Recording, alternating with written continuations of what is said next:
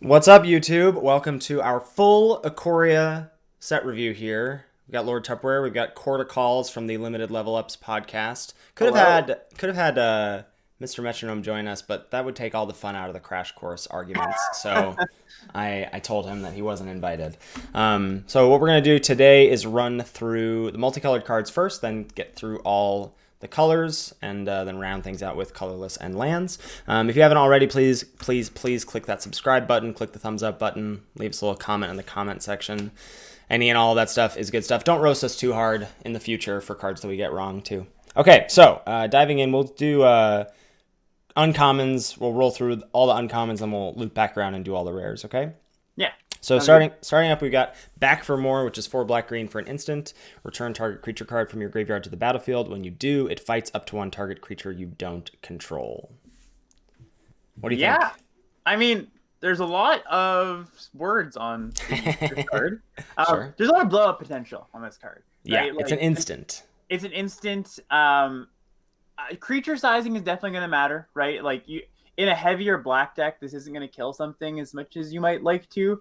Like, you want to be getting back some fatty generally, and and not to say that that's too hard to do. Like, you can definitely pick up the fatties if you want this card to be good. I think that one of the interesting things is, like, black green as a color pair is graveyard matter stuff. But at common, there's basically no payoffs. So when you're in black green, you're really going to be looking for these 3 gold black green uncommons for you, kind of to do your work for you. So, like, if you are trying to dump stuff into your yard, and I think you really do want, like, I think that one of the ways to make this card very good is to have that selection early, so you're not just like, all right, this creature died earlier in the game and now I get it back. I think you want that selection to be able to go through and get a large creature. But yeah, I mean, this is a powerful card, right? Yeah, no for sure. doubt about it. Yeah, so things that we want to look out for. So one, there are the like giant expensive creatures at uncommon that have the cycling, put a trample counter, death touch counter.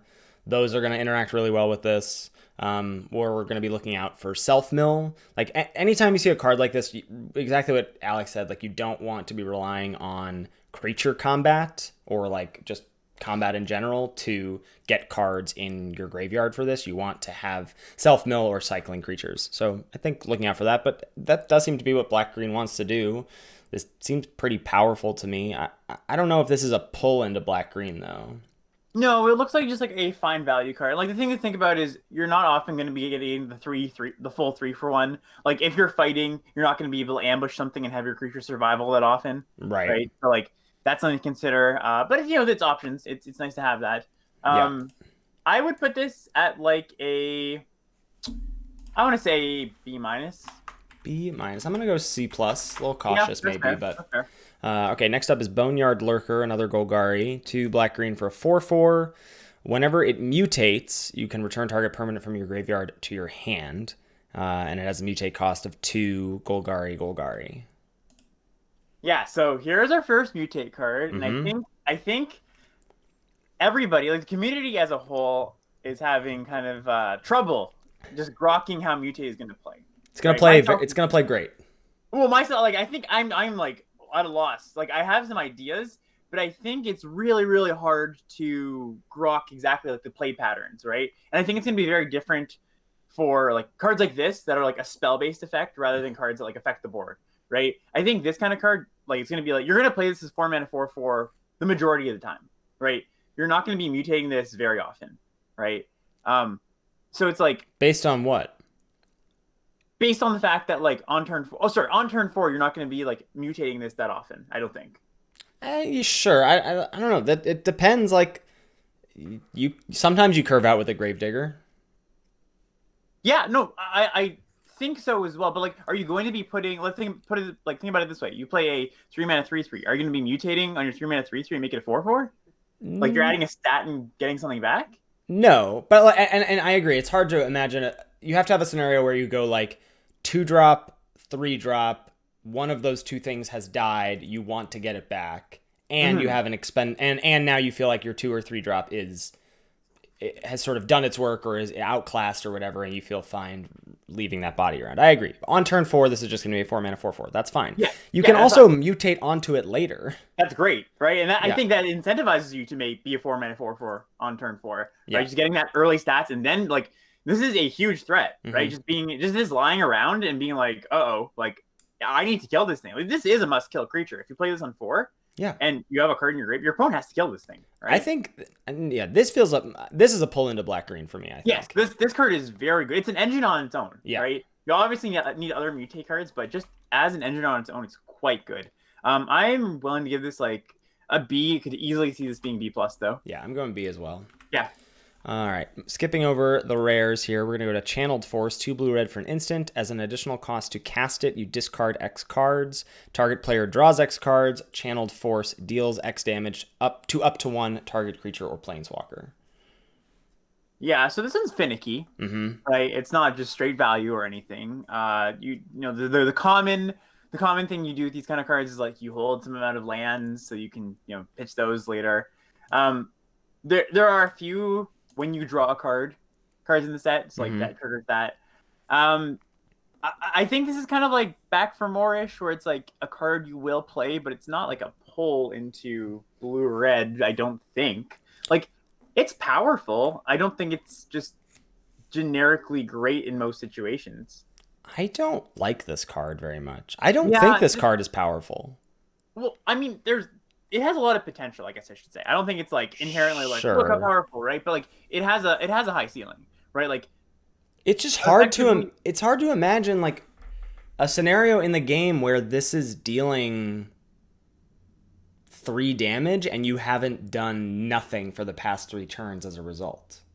Like you want this to be one of the last cards that you play, right? Yeah. So then well, it also could just be like, think of it like Hypothesis. It's worse because you're not dealing the 4 all the time, but it's on cards like but discarding first and then drawing is way different than draw then discard. Yeah, that's worse. You're right. Yeah, I'm more down this card than I think I was on initial read. I think this is like a fine card. You're gonna play it. I think it's like a C though. Yeah, I kind of want. I think I'm gonna give this a low. I'm gonna go D+. I think this card's bad. Next up is Dire Tactics. White, black for an instant. Exile target creature. If you don't control a human, you lose life equal to that creature's toughness. Yeah, I mean, this card is just great, right? Like this is Vendetta plus. It's splashable. It's splashable. Yeah, there are a lot of humans in this set. Like I think it might be easy to assume like, oh, this is like a non-human set because mutates everywhere, but like it's pretty even split actually. It's like pretty even on humans and non-humans. So in a white-black deck, you're quite likely to have especially because you're incentivized otherwise in your white-black decks to play humans. You're gonna have it on. This is just gonna be 2 mana exile a creature a lot of the time. Yeah, I think this is like, I think B+, right? Yeah, B+. I could, this might just be efficiency A-. I'm gonna go with A- on this one. Ooh, baby, efficiency A-. All right, next up is General's Enforcer. This is white-black for a 2/3 human soldier. Legendary humans you control have indestructible. And 2 white-black, exile target card from a graveyard. If it was a creature card, exile, or you create a 1/1 white human soldier creature token. Yeah, so the legendary human text is sort of trinkety, but there are actually a lot of legendary humans in the set. So it's gonna be relevant some amount of the time. I don't love this card. It's good. It's like Destiny Spinner, sort of, right? It's actually that's a great comparison. It's very similar to Destiny Spinner. It has this like trinket text that's gonna be relevant some percentage of the time, an expensive late game ability. I mean, it's a 2/3 for 2.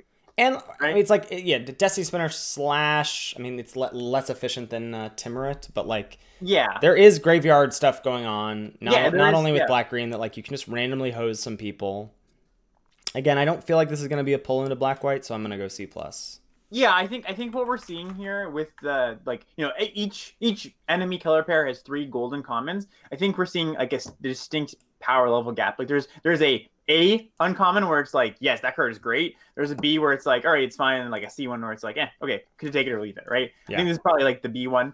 Maybe it's the C one, but yeah, it's just like it's a fine card. I'm gonna give this like a B-, I think. B-, all right. Next up is Lore Dracus, 1 blue-red for 2/3, Lizard Beast with mutate Izzet, and whenever this creature mutates, return target instant or sorcery card from your graveyard to your hand. I mean, this is extremely similar to the black-green 4/4 we saw, right? It's just like the Except, exact same thing. Except the mutate cost is 2, not That's 4, relevant. which is pretty relevant. That is pretty relevant. And it's a regrowth for your instants or sorceries. And again, like this hits on the battlefield, your opponent's just like, crap, like I probably have to deal with this thing. Plays so well with like, I mean, as does the Golgari one with creatures with cycling. This plays very well with spells with cycling. Yep. I think this card is quite good. I mean, I'm trying to think of. Yeah, I think yeah, like you said, I think cycling is one of the huge things here, just because you're going to be able to cycle like your. The set is so complex. There's so much stuff in this set. I know. We've gone through like 5 cards already. I'm just like, wait, what? My head is kind of exploding. Like, yeah, because I'm just trying to figure out like the makeup of not only like how do you want your mutate like this. I think this creature in particular, it's interesting to have an Izzet card that cares about spells that is mutate. That feels like there's a little tension there with like, you want to stock up your deck with creatures so that you can mutate. Yeah. But then you also want to stock up your deck when you're in Izzet with non-creature spells. So there's a little tension here, I think. Yeah, for sure. And like, especially like, yeah, I think, this kind of reminds me of, how in the 5-color decks in Theros, like one of the cool things was you can pitch your like escape cards to your filtering cards early and then get the back later. Like it's similar here, where like you cycle away your like 6 mana draw spell and you get that back later with this card. So like I think that's pretty cool. I'm willing to give this. What did we give the black green card? A B? B minus here. I'm gonna give this one a B minus. Yeah, it's the body is less relevant and the effect is less good as well, even though it's cheaper. So I'm gonna give this one a B minus. So here we got Necropanther up next. This is 1 white black for a 3/3 cat nightmare with mutate 2 Orzhov. And when this creature mutates, you return target creature card with CMC 3 or less from your graveyard to the battlefield. So there's just a slight tiny, maybe it's only over a few cards, but there is a black uncommon that also cares about like low CMCs coming back. Yeah, what a unique design that we haven't seen anything like it before, even in the last 3 cards, right? Yeah, exactly. This is a very, very similar card, right? Yeah. A body that sticks around, it's going to provide value. Your opponent's going to want to get it off the battlefield. I think this card's quite good. Slightly odd because it's like in the human combination and it's non-human, but it's still going to be quite good. Just buying back your humans. Like there's a few humans that common with like enter the battlefield effects, like make a token, stuff like that. So buying those things back are pretty good. Like 3 is a lot bigger than 2. A lot of times you see these white reanimator cards bringing back 2 CMCs. And 3 is a marked difference. So I like this card. Again, I'm just going to give this like a B minus. I think it's very similar to the spell one. Yeah, and it seems fair. Yeah. Also of note about these hybrid mutates is like, in a pinch, you can just play these as a spell, right? Like you can play the Lore Draxus or whatever as just like regrowth a spell in your blue-green deck or whatever. Right, yeah. You can put this in black-green or white-red or whatever, and just be like, I'm just thinking of it as a 4-mana 3/3 that has to mutate. Yeah, not as good, but, flexibility in the draft. Yeah, for sure. Parcel Beast is up next. This is 2 green-blue for a 2/4. It has mutate for green-blue. Pay 1, tap, look at the top card of your library. If it's a land card, you may put it onto the battlefield. If you don't put the card onto the battlefield, put it into your hand. Oh, baby. Come on. We got the busted blue-green card at the set, it seems. Yeah. So I'm wondering, I think this is one of the mutate cards. There's going to be an interesting dichotomy because there's going to be mutate cards that are going to be played as their creature more often, and there's going to be mutate cards that you mutate more often. Like, you just play them for the mutate cost and other things. I think this is going to be one that you play as the mutate cost way more often than as the 2/4 body because you get the value right away. You can mutate onto something, tap it. Well, you don't. Oh, yeah. Well, you're saying if you have 3 mana. Yeah, if you have 3 mana, like I think, say you draw this later in the game, right? Yes. I don't think you're going to be playing it. I think you're going to be mutating onto like one of your smaller creatures. Well, this is a card that makes me want to draft eggs. Yeah, I know exactly. Like we're gonna talk. Like 2 mana. That's a 2 mana 3/5. Yeah, that's insane. That is massive. There's a lot. Yeah, the cheap mutate cost. That's something to look out for sure. Because like it's kind of like the whole like. We glossed over Pharika Spawn being 3 cards to exile. Yeah. I think this is similar here. Look for really cheap mutate costs and with big stat boosts, and I think that's going to be something really interesting to look for. For sure. So what grade do you give this? It has to be like at least a B. I'm gonna go with B. Could see it being like in a set. Depends on how important like tempo is in this set. Maybe this is like too tempo negative of a card to be like busted, like in the mythic uncommon range. I'm gonna go with B just because I think it could be a B plus or a B minus. I think there's flex room either way. Makes sense. Yeah, I'm gonna go B as well. Can you take Primal Empathy here? Yeah, of course. I was waiting for you to pass it off to me. So here we have Primal Empathy. This is an enchantment. 1 blue-green. At the beginning of your upkeep, draw a card if you control a creature with the greatest power among creatures on the battlefield. Otherwise, put a +1/+1 counter on each creature you control. So we talked about this on the last episode, and I wasn't crazy about this card. Like it's interesting that you don't have to have, as Ari pointed out in our Discord, right? You don't have to have. It can tie, right? Or does it have to be like if you have a 3/3 and your opponent has a 3/3? If you control a creature with the greatest power among yeah, you can tie. You can tie, which is pretty huge. And then the fact that it does something if you don't draw is also pretty good. But I don't quite know how to evaluate this. Yeah, again, this is going to be one of those ones where it really depends on the cadence of the games, right?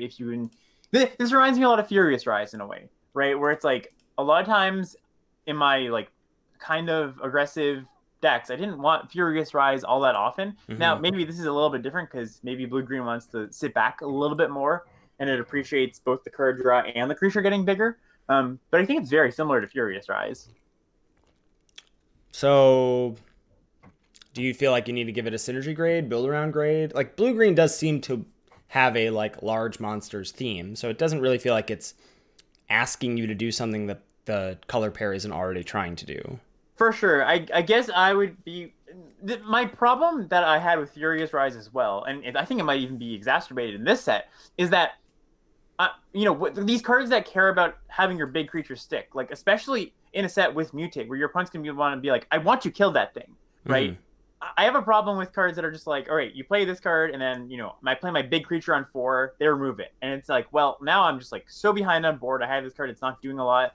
And if my opponent is incentivized to, they can just keep removing my creatures if they have the option to, right? Mm-hmm. So it's powerful if it sticks, for sure. I don't know how much I love this card in general. I'm gonna give this personally, for me, I'm gonna probably play this card at like a C+ level, maybe B+. You mean B-? Sorry, B-. Yeah, maybe B-. I think I'll give it B- as a hedge. Okay, I'm gonna be a little more conservative. I'm gonna just go C+. I'm not sure about this card. The thing that I really liked more about Furious Rise was you got the card immediately. That was such a huge upgrade from Majesty, in my opinion, was that you just play your 4/4, you had your 4/4, you play Furious Rise or vice versa, and then you just got the card at the end of your turn. So your opponent, if your opponent was tapped out, you knew that you were going to recoup the loss. Yeah. And you don't quite get that here. Also, just considering it's the assumption that blue-green is going to have large creatures, but red has a 5 everyone's going to have large creatures. Cast on turn 4. Yeah. Right? I don't know. You're not guaranteed, but yeah. Yeah. Regal Leosaur is next. This is red-white for a 2/2 dinosaur cat. It has mutate for 1 Boros. And whenever this creature mutates, other creatures you control get +2/+1 until end of turn. This card's sweet. I mean, it's quite good. I think this is... it's just... Look, we keep saying the same thing with these hybrid mutate cards. Just these threats that stick around, have good spell ability on the front side, and then likely have to be dealt with if you play them on turn 2, This card is awkward though, right? In the same sense that the Izzet one feels like there's tension to me. This this is a card that is hey, you want to go wide, but this is reducing you going wide because you mutate onto something or get something to mutate onto this. You're not affecting the board in the way that you want to. I think the thing is that it's always just going to be it's the flexibility of it, right? Sure. You can play it as and this is the great thing about mutate, right? You can get the spell ability later by any other mutate card, right? Mm-hmm. And that's really powerful. I agree, there's some amount of tension there, but I don't think it's a tension that negatively impacts the card too much, right? Sure. I think one of the trickier things, I mean, +2/+1 might be just fine as a stat boost in this format. There's not a whole bunch of go wide stuff in red white. There's a little bit of it. There's not, right? There's there's the oh, that's gonna be loud. Probably should turn that off for the stream. J-Maz coming in with the resub. Much love to you. Thank you. Wasn't too loud for you guys. All right, well, we'll see. Yeah, the other creature's clause is really a drawback on this. Well, I guess, yeah, it is a drawback because you mutate onto the thing and it still has haste. Mm-hmm, Yeah. I don't know. I don't think this. So as I was saying before, so the token makers are really only the 1 in a red, like odd, the like weird friendship card that makes the cat and the human, and then the uncommon that makes 1/1s when you cycle. There's not much more, right? Yeah, I think that's. I mean, there's a few like, if you want to get into Mardu, which is actually an interesting conversation piece because I think that like we're going to be 3 colors a lot of the time. I think so. Yeah. I think like when you get into Mardu, you do get more tokens in black in both like the black white uncommon and there's like black token makers as well. So I think that's interesting. And there's a lot of cross archetype synergies that I think like on this first go around it's gonna be hard to see. Yeah, right? For sure. So I think I'm gonna give this one like a C+. Me too. I'm gonna go C+ as well. Do you want me to trade off? Yeah. You get this. Yeah. So this next one is Savai Thundermane. So this is red white for a 3/2. Whenever you cycle a card, you may pay 2. When you do, Savai Thundermane deals 2 damage to target creature and you gain 2 life. Hoo-wee! I mean, like build around B+. Yeah, this is powerful. This is so good. Yeah, the thing is, we're going to have above rate creatures earlier than we normally would in this set, right? I think that might seem like a deterrent to a lot of people looking at this card, being like, oh, like I've heard that sentiment a lot when we're looking at, like, as the spoilers come out, like, how good is 2-mana deal 3? How good is, like, a shock?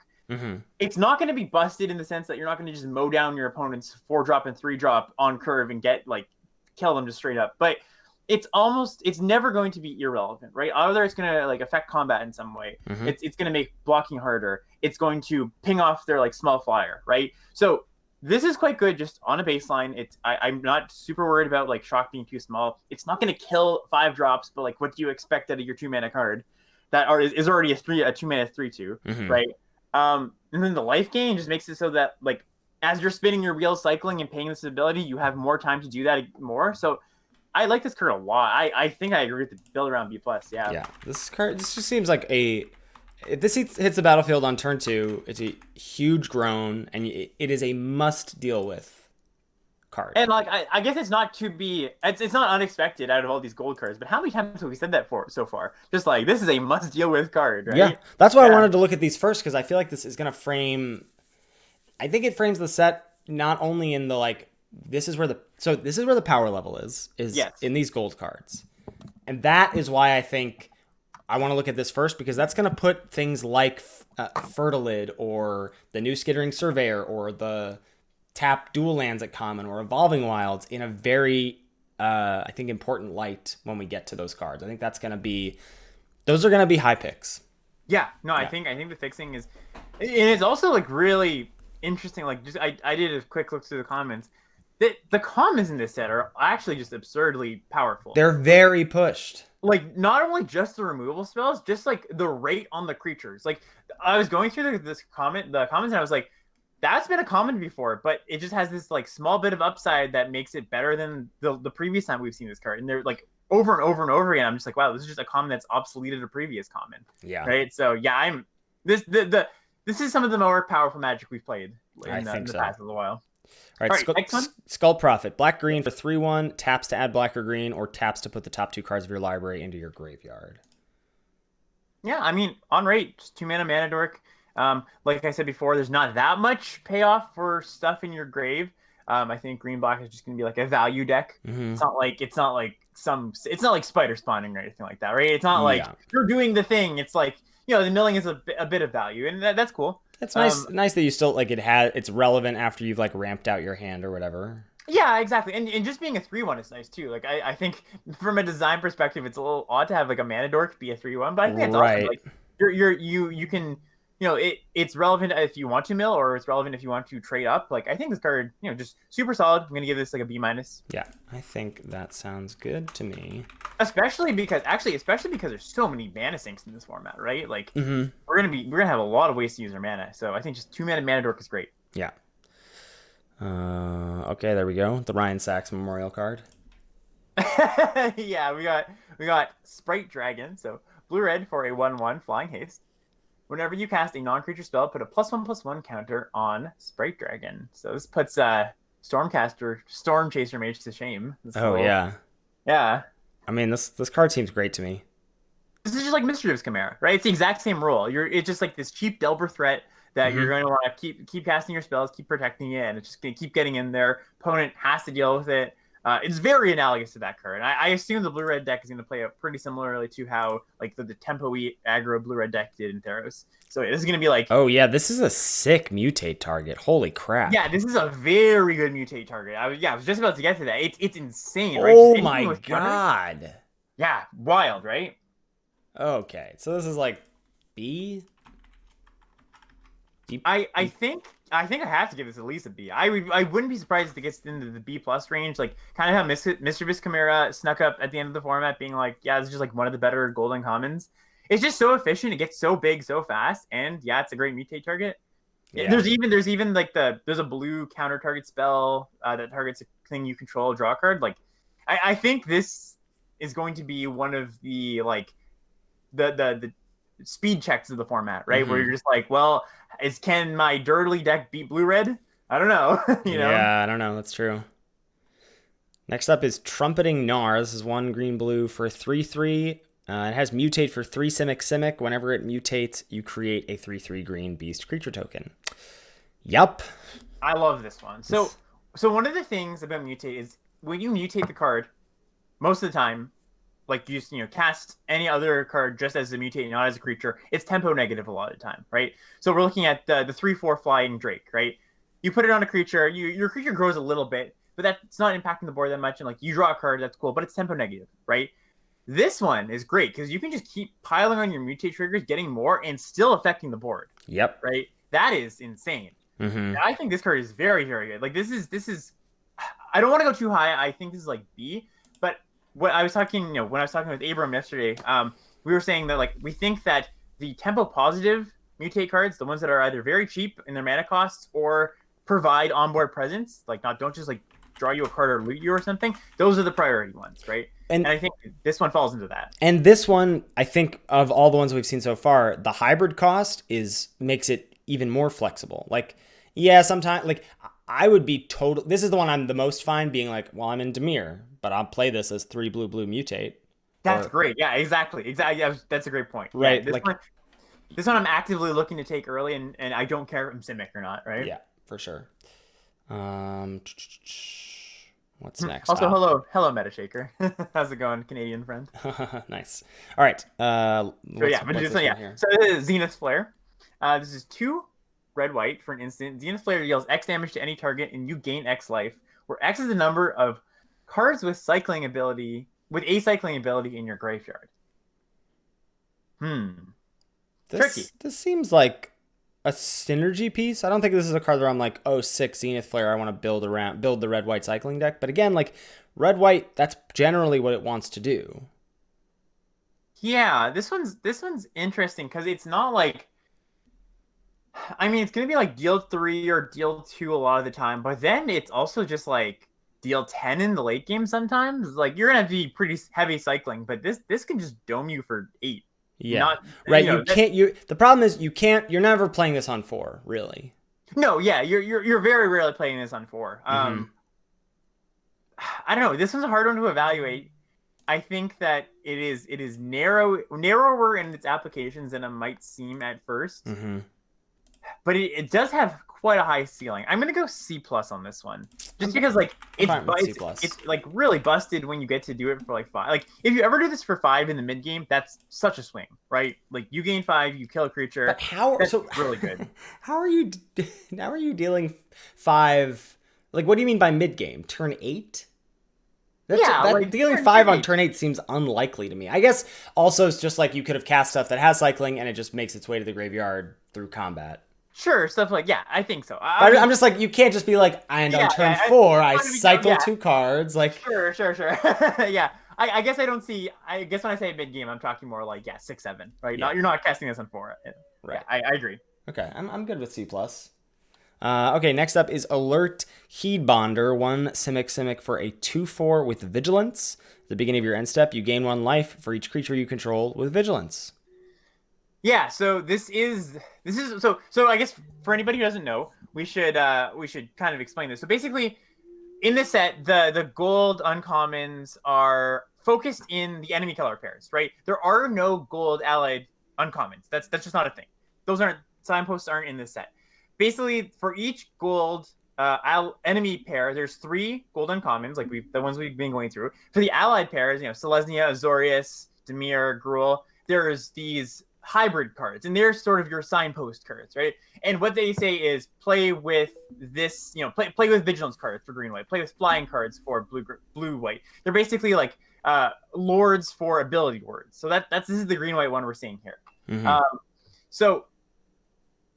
Just as an extension of that, you're going to be in an enemy color pair a lot more often than an allied color pair because the incentives just aren't there, right? For this one, this is pretty good, right? Like, it's solid. Even if it's just like gain 1 every turn for 2/4 Vigilance, perfectly serviceable. It's not overtly powerful, but like, say you have 2, gaining 2 every turn is also going to be pretty good. I don't know. I also think the rest of these are hybrids as well, but this being a hybrid is also quite flexible. It's not only like colorless in Selesnya in terms of mana cost, but also can be 1 GG or 1 white, Yeah, exactly. I think. So I think this is at least a C+ for me. It might be a B-. Yeah, I think I would go C+. Like, it's never going to be like, oh my gosh, my opponent played Alert Heedbond on turn 3. Like, it's going to be a good card. I mean, this card, whatever aggro decks exist, this card is miserable for those decks. I don't know. Like, maybe like these, like, I don't know how many ground-based aggro decks there's going to be. Like, I think like the cycling decks have tools to deal with this. And they also have like burn spells. I think like the blue-red spells deck doesn't care that much about this card. I don't know. I think it's certainly meaningful. But I don't think it's not like a Lyrios or anything where it's like, oh my god, how am I going to win this game now? I guess like it just dies 1 for 1 with removal the way that Lyrios doesn't, but this feels pretty groany. Like, it just depends. I guess the other flip side is that blocking does seem atrocious here. So yeah, blocking seems kind of bad. All right, so I'm on board with C+ for this one. Okay, sounds good. All right, next one up here. This is Cunning Nightbonder. What is this guy? Yeah, so this is Cunning Nightbonder. Dimir hybrid, 2 mana. It's a human rogue. Flash. Spells with flash you cast cost 1 less to cast and cannot be countered. Yeah, this is fine. Yeah, this is fine. There's not that many cards of flash in the set. Just going like there's a few. Something to note with all these like these allied keyword matters payoffs is that unless I have miscounted and misgone through the set, but basically there's only 1 card at common that is also like something that cares about flash or cares about flying or cares about vigilance, right? And it's not even in like, for example, for this card, it's not even like there's 1 in blue, there's 1 in black. I think it's like just 1 in black. Or for the Azorius one, it's like just 1 in blue. So like this theme is not going to be something you're going for all that often. Right. This isn't like Naiad of the Hidden Coves that just like makes stuff cheaper on your opponent's turn. It has to have flash. It doesn't make instants cheaper. It makes Capture Sphere cheaper. That's something, right? I guess that's not. Yeah. This is a C-. Yeah, this is C-. I mean, it's a 2 mana 2. It's a 2 mana 2. It's a Flash Bear. It's a C, right? Flash Bear, a little bit of upside, has to be a C. Has to be a C? Not for no. You're on a C-. All right, C-. That's fair. I think also really interesting is like, if you say in a lot of other formats, say you're in black-white and you feel black-white's open, you expect to get paid off with your black-white gold card late. Not going to happen with these ones, right? People are just going to take the mid pack. You're not going to like necessarily get rewarded. Yeah, for sure. Yeah. Jubilant Skybonder is next. This is 1 Azorius. Azorius, it's a 2/2 flyer. Creatures you control with flying have spells your opponents cast that target this creature cost 2 more to cast. It's pretty annoying text. Yeah, it's annoying. It's like the that Azorius card from Ravnica Illusions. Yeah. Again, it's like very similar to the previous hybrid cards. Like it's like good, but it's not like, man, got to draft a flying deck now. Right. You know, it's good. It's a win. Like Windrake is nowhere near as good as it used to be. This is a human. You can't mutate onto it. That kind of sucks. Actually, I haven't checked. Are all these? I think all of these hybrids are humans. The Skybonders, yeah. Or the Bonders. The Bonders, yeah. Interesting. So I mean, this card is just very okay. This right? is a C+. I'm gonna go C. I think like flying's good and limited. I don't know if you've heard of that. I will argue that with you, but you don't think it's good? Not anymore. It's so 2013. No, it's I'm gonna go C. C+ is fine too. Okay. All right. What's this next one here? So Proud Wild Bonder, 2 Gruul, 4 mana for 4/3 trample. Creatures you control with trample you may have this creature assign its combat damage as though it weren't blocked. Huh. This card is good. Yeah, so it's like Thorn Elemental for all your trampling creatures. Yeah, and there's like there's the +3/+3 trample counter combat trick. I mean, imagine if you get not that an 11/11 trample needed help, but like yeah. But just this on its own being like, good, look, there's a 4 mana 4/3 trample that can just deal you 4 if that's what I want to do. Yeah. Hold on 1 second. So, yeah, I think I'll like this card at, I don't know, C+. All right, we're back. So, yeah, I mean, I think one of the, I noted that there's not a lot of payoffs at common for these, like, gold or hybrid cards, like the keywords matter stuff. But there's a lot of enablers, right? If you have this card and this is your payoff, then there's going to be a lot of ways to get trample onto your cards, right? Like those, like that combat trick you said. So yeah, this is one of the more powerful ones. This might just be the best Bonder, I think. Yeah, I think so. I mean, I kind of like Super Menace also, but yeah, Super Menace is sweet too. But yeah. I like I'm gonna go C+. Yeah. Yeah, C+. All right, Sonorous Howl Bonder is 1 Rakdos for a 2/2 with Menace. And each creature you control with Menace can't be blocked except by 3 or more creatures. Take that. So basically your Menace creatures are, like, one of your Menace creatures is going to be blocked ever. That's basically what it says. Kind of Windrakey. There's just like 3 mana 2/2. So like its stats on its own aren't great. Sure. There's less ways to give Menace than Trample, and there's less natural Menace than Trample. So like that's something to consider. Sure. I mean, this feels like Phantom Monster. Like it's a 3 mana 2/2 unblockable. Yeah. I think this card's fun. Yeah, you're never blocking this on curve. Like it's gonna get in for a. Yeah, actually, that's kind of an interesting thing, right? Like this thing comes down. If you're on the play, this thing comes down on 3. It's never getting blocked, right? And this is like, I mean, if you have stats to like, just whatever mutate onto this. Well, it's a human, so. Oh, it's a human. That's right. Yeah, that's right. yeah, Okay. Never mind. Ruined. Wrecked. Ruined. I still say C+. Yeah, I think C+ is fine for this card. Cool. All right, that's going to loop us back to the rares, and there are a crap ton of these, starting off with Brakos, Apex of Forever. This is a cycle of these like 5 Apexes. So this is 2 Sultai mana for a 6/6 with Trample. And it has Mutate for a weird cost, 2 Dimir Hybrid green, and you can cast it from your graveyard using its Mutate ability. So it's Hogak, basically. Hogak confirmed. Yeah, Hogak confirmed. It's two constructed menaces in one. It's Brokos, Oko, and Hogak. So you're never mutating it from your hand, right? It's just like the same cost, so you're just like casting it as a 5 mana 6/6. But if you have any self mill or whatever, you can also just draw this randomly. Though it doesn't like a lot of mutate stuff recoups the card disadvantage. Yes. In some way. This does not. So you have to be okay with like losing board presence, but you probably are for a 6/6 trampler that hopefully gets something from the creature underneath it. Yeah, it's pretty. I mean, yeah, I think if you think about this as just like an aura that you can forever cast through your grave, like that's really good. Just turning any creature, any non-human creature, into 6/6 trample, like that's quite good. The mana cost is weird for mutate. I guess that's just so like you don't have to be Sultai to be able to play the mutate cost.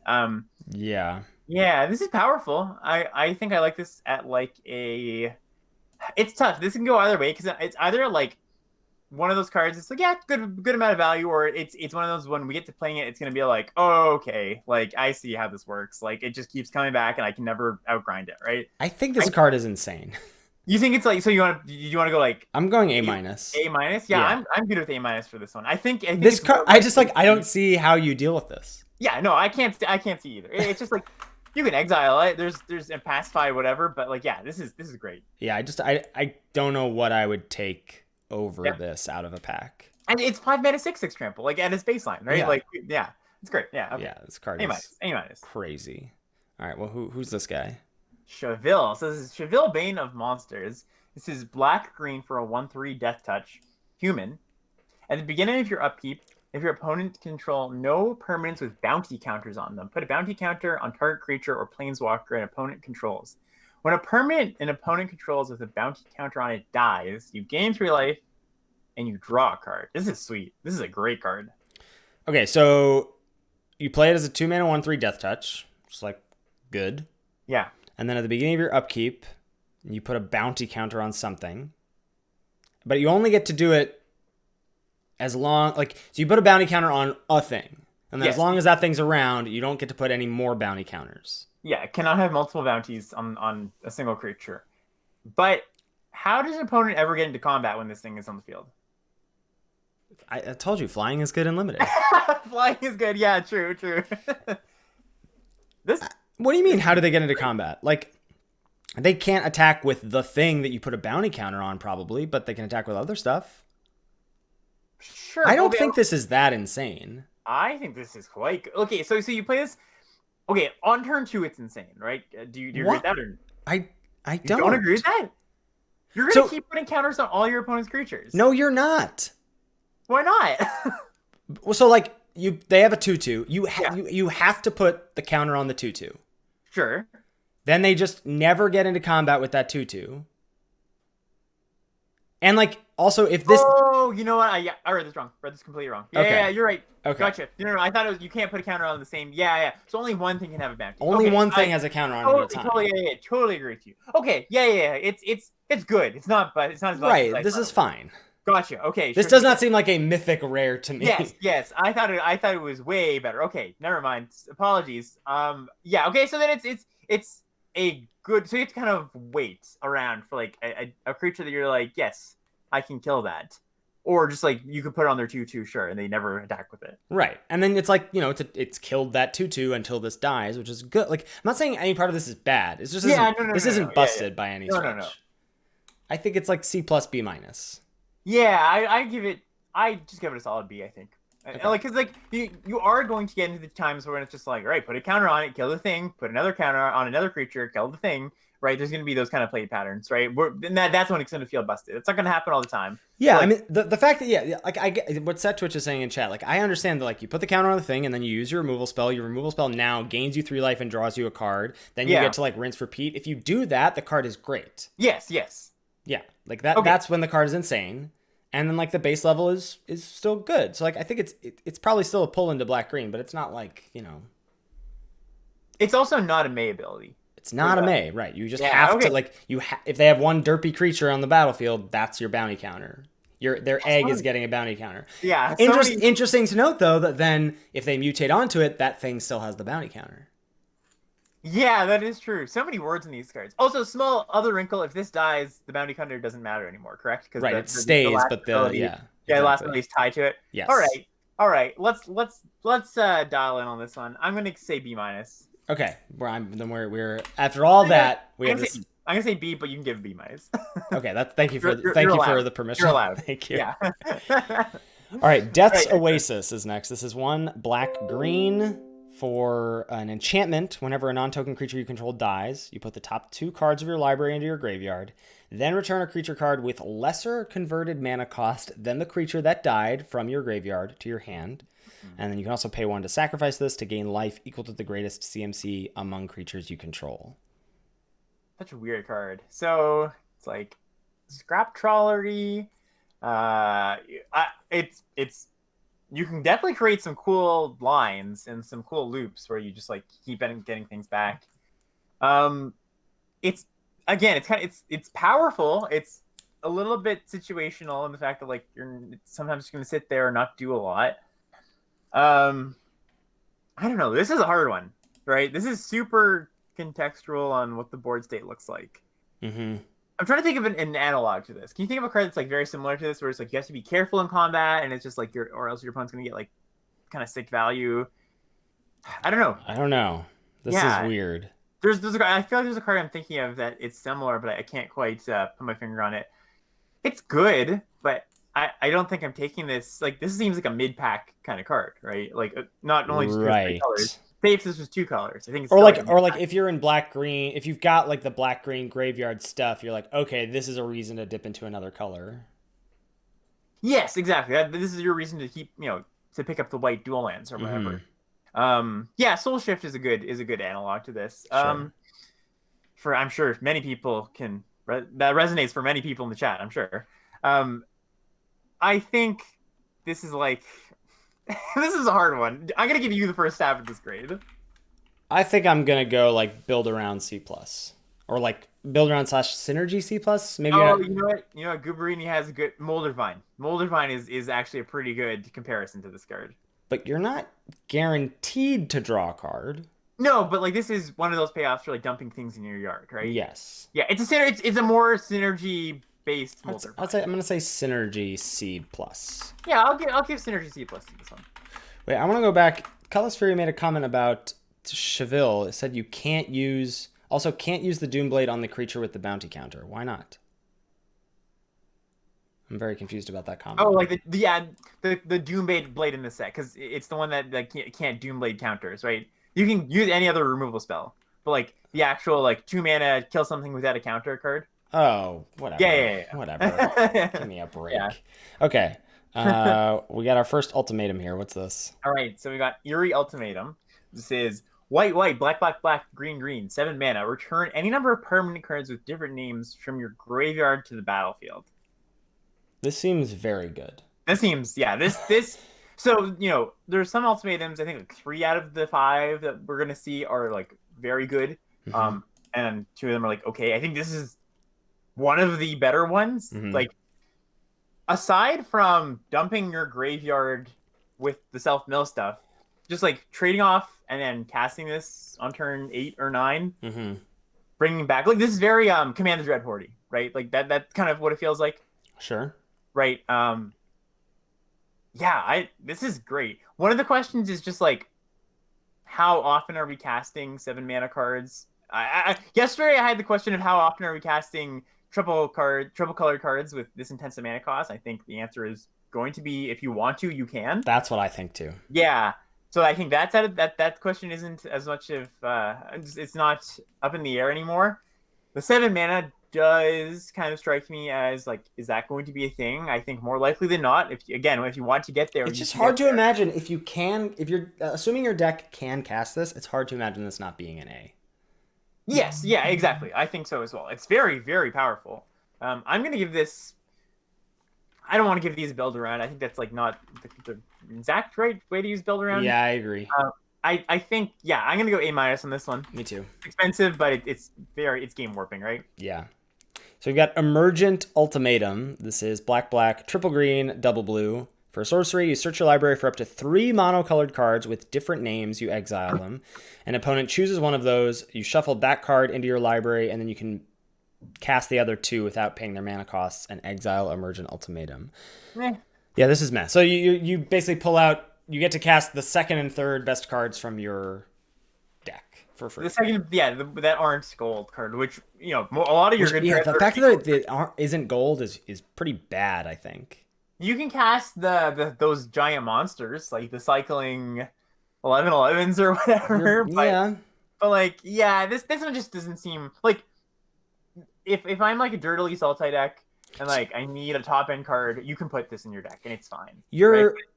Yeah, but the problem with this card is this card is incentivizing you to be splashing around, or at least like have good enough mana to be in 3 colors, and then it's like So then your most powerful cards are going to be multicolored.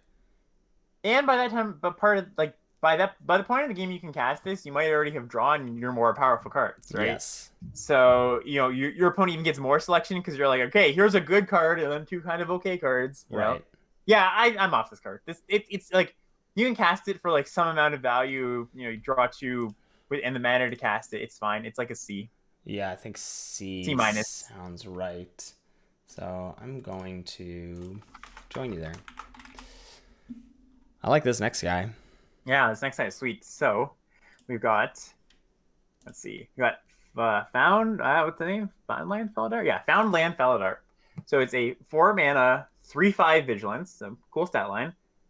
Creatures you control with Vigilance have 1 tap target creature. So this is the Vigilance rare payoff for your Vigilance green-white tribal. It's pretty good payoff. Yeah, it's good. Right? Pretty good.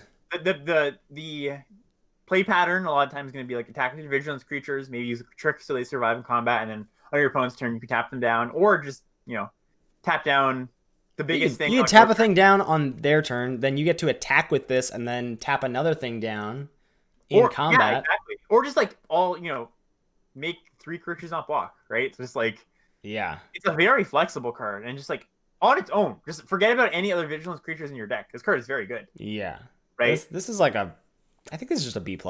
Yeah, it's like a B+.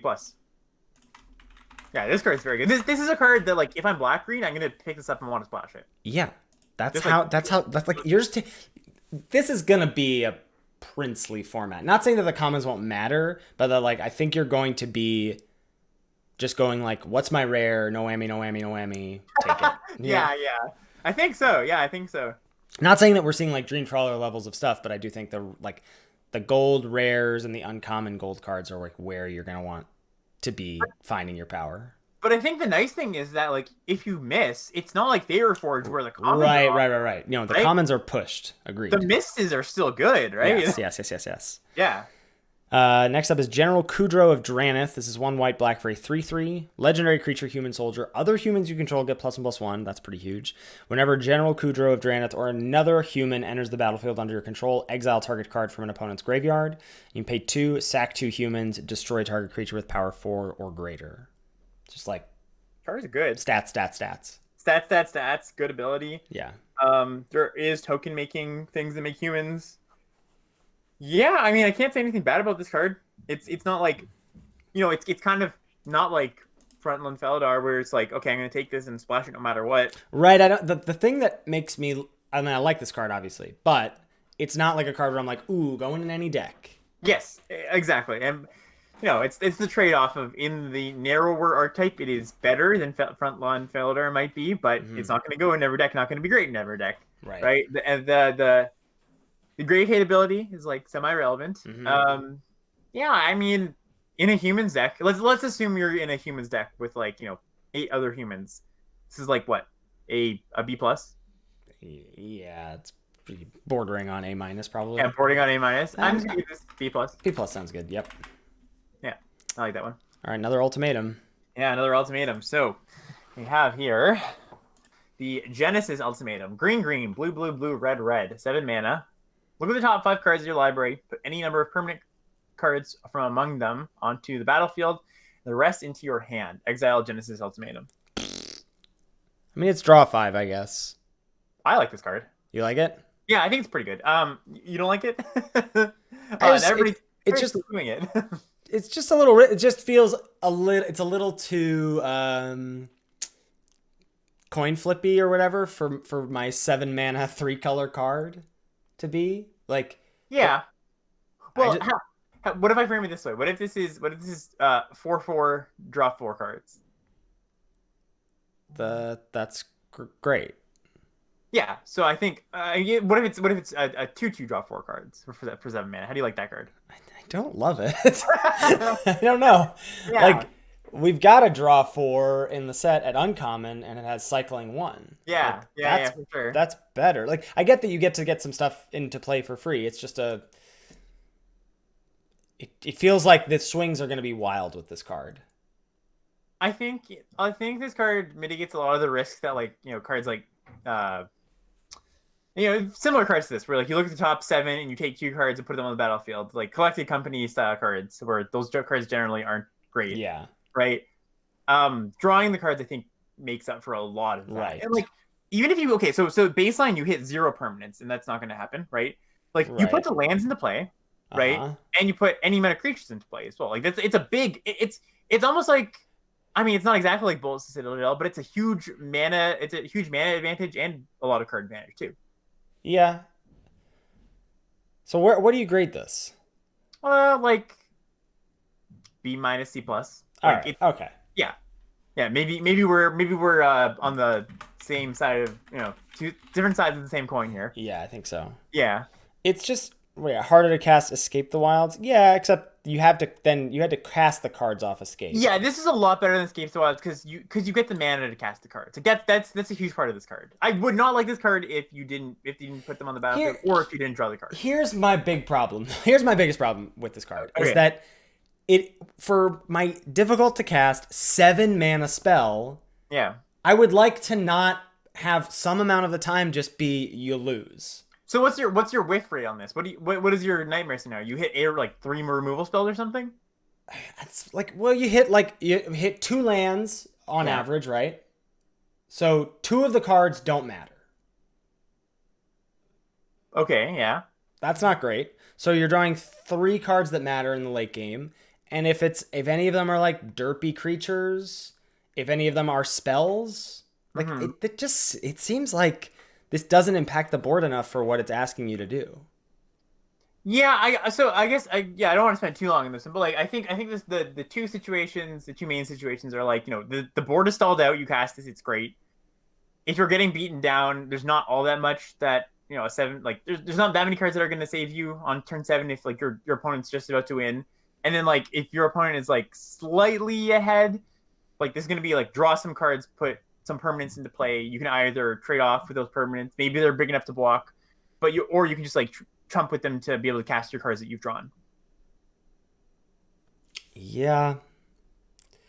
Yeah, I think I'm gonna go C plus. Yeah, that's fair. Yeah, that's totally fair.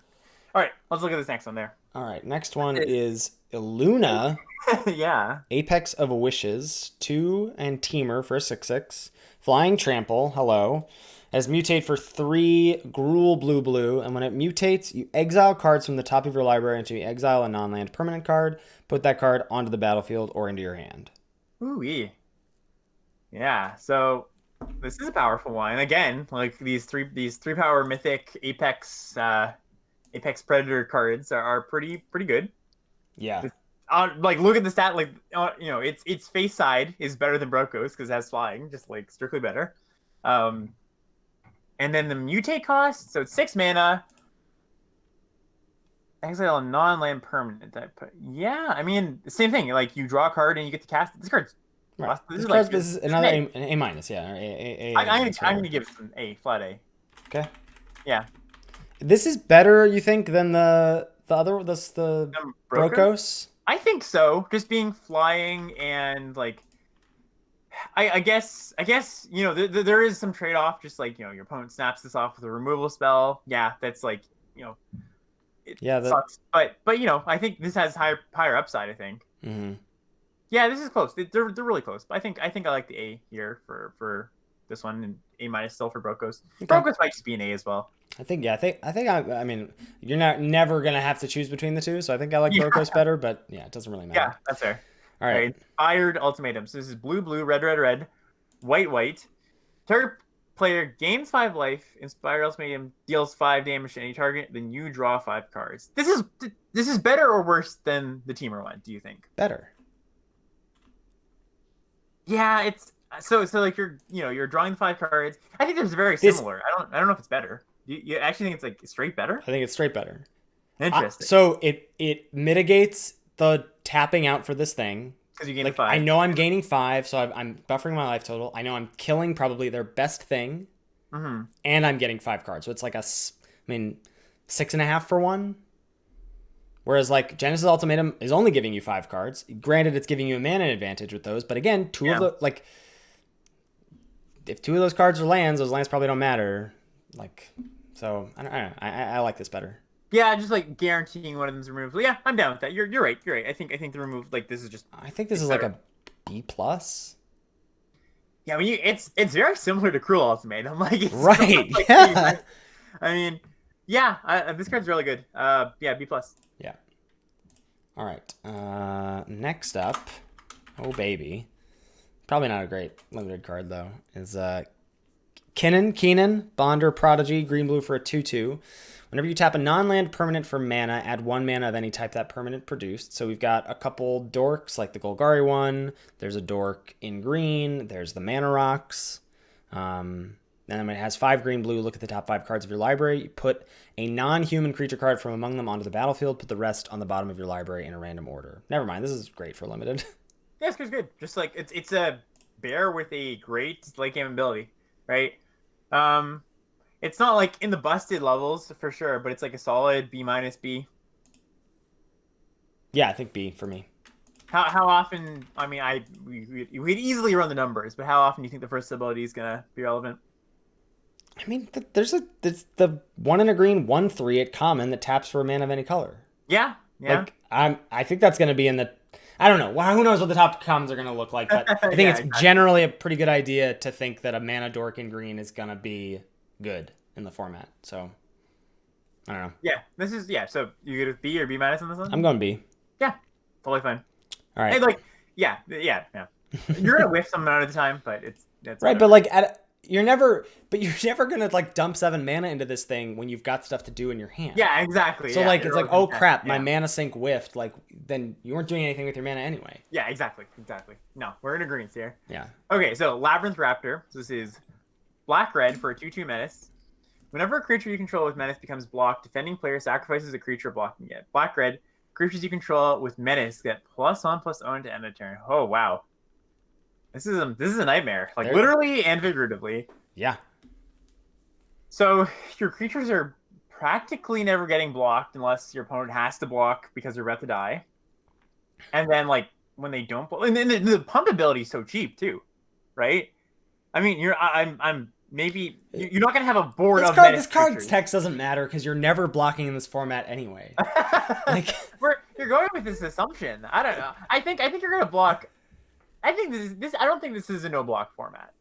I think that there's gonna be like hints of that, but I don't think it's like anything close to like what Omnicat or any of those kind of formats are. Yeah, I mean, what do you like on this one? It's super efficient. It's got a scary I ability. like solid B here. Solid B. I agree. Narset of the Ancient Way. It's our first walker. 1 and Jeskai for 4 loyalty. +1, you gain 2, and you can add blue, red, or white. Spend this mana only to cast a non-creature spell. -2, draw a card, then you may discard a card. When you discard a non-land card this way, Narset deals damage equal to that card's CMC to target creature or planeswalker. And then -6 is you get an emblem with whenever you cast a non-creature spell, this emblem deals 2 damage to any target. Yeah, so by no means a busted planeswalker. It's a No. nice bit of value, right? Yeah. Just like super solid, pretty balanced, very in the vein of like Calyx or Dovin, right? Where it's like, yeah, this is like very good, but not like, oh no, Narset's here. How do I ever win? Right. The negative, like the big thing about that makes limited planeswalkers oppressive a lot of times is their starting loyalty, right? Because you don't have any, you can't just like straight up murder a stride with the creature. Her going on turn 4, going from 4 to 5, that's not that much. It's good, but it's not like you're gonna. And it's not protecting at all. Like yeah, adding not protecting at all. So Especially in like say you're a blue-red deck where like you might not have the beefiest creatures, right? -2 is a lot for that middle ability too. Just like draw a card and then you can turn it into a removal spell. I think you're almost always gonna turn. I mean, I guess sometimes you won't need to, but those are the times where you're just already very far ahead. Yeah, super interesting. Do you think this is better or worse than Calyx was?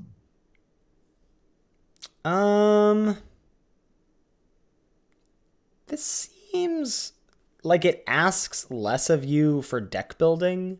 Yeah. But I think when you got Calyx in like a green-white deck with whatever 7+, enchantments. Like the minus on Calyx was rough. Like minus turn your Warbriar Blessing into an O-ring.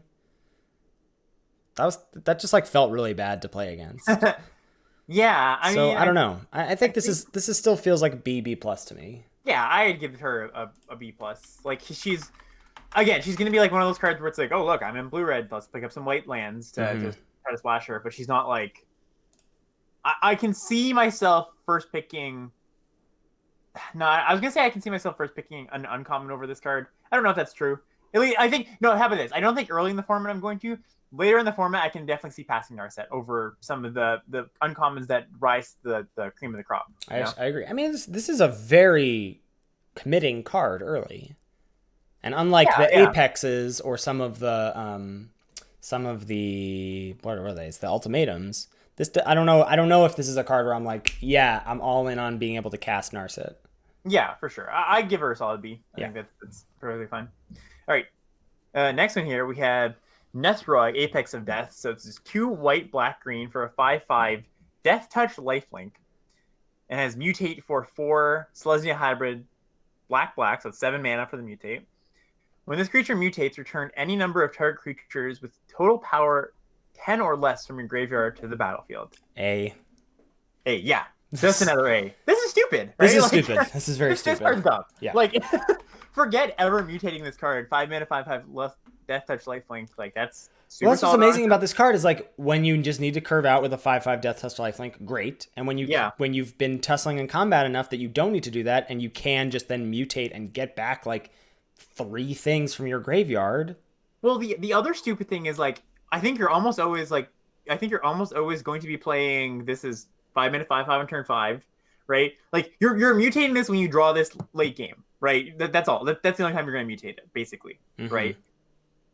Like anything that's traded off earlier, like from turns like 2 to 4, this is going to sit on the battlefield, and very similar to the Necropanther, the other uncommons like this that like get things back from your grave or generate value. Like your opponent has to kill this thing.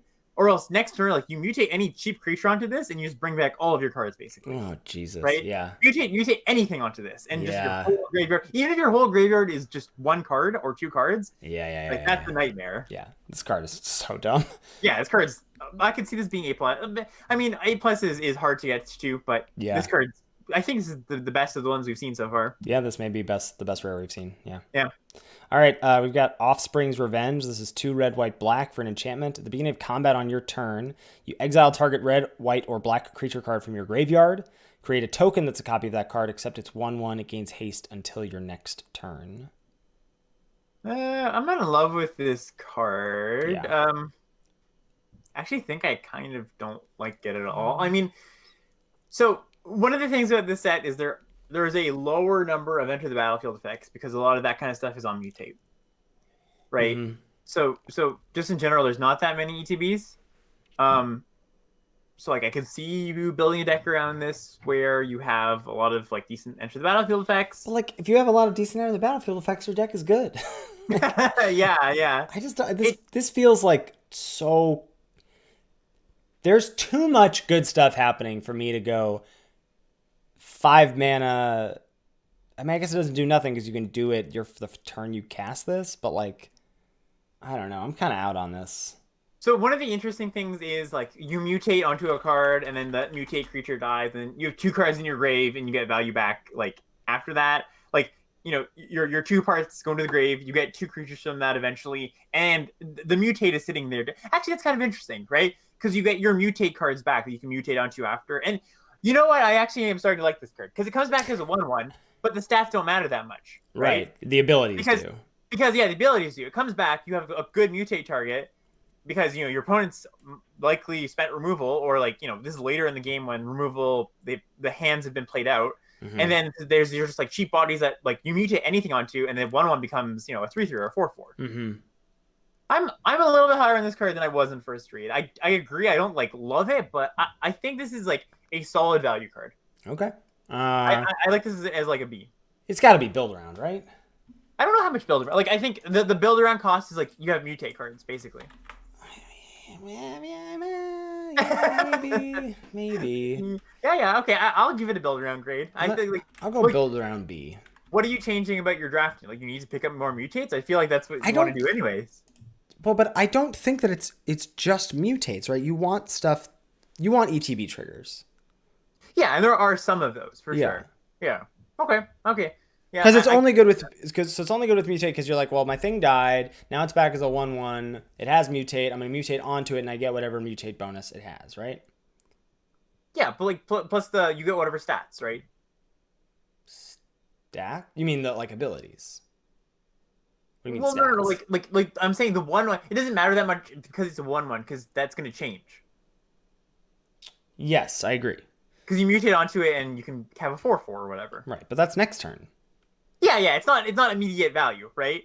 But well, it kind of is immediate value. And the beginning of combat is kind of a thing. You're not gonna get to do the whole like mutate on.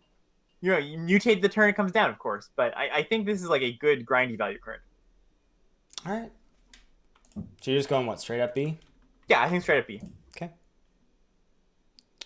What's Quartzwood Crasher? Yeah, let's do this one. So 2 red, green for a 6/6 trample. Whenever one or more creatures you control with trample deals combat damage to a player, create an XX green dinosaur beast creature token with trample, where X is the amount of damage those creatures dealt to the player. So you only get 1 token, no matter how many trample creatures you have. This is the trample payoff for red-green.